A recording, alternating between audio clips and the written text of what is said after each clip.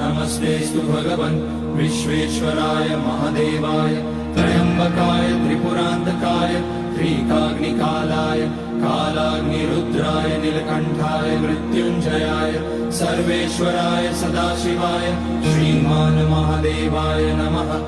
ॐ नमः शम्भवाय च मयोभवाय च नमः शङ्कराय च मयस्कराय च नमः शिवाय च शिवतराय च।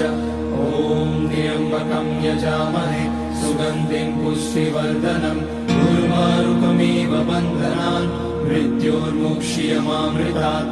नागेन्द्रहाराय त्रिलोचनाय भस्माकराय महेश्वराय नित्याय शुद्धाय दिगम्बराय तस्मै नकाराय नमः शिवाय।